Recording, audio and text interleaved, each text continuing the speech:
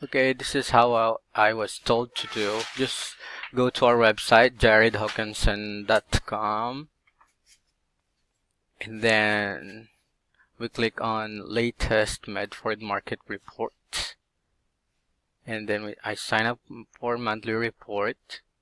I fill this out with the information provided to me, or if they are already in the system, I click here. I get their email address and their phone number in the lead manager here. But before I click here, before I go to the website, I usually search for their names and their phone numbers first. So I will not create a another account for them. Search for their names here. If they're already in here, I get their email address and their phone number to sign in. Thank you.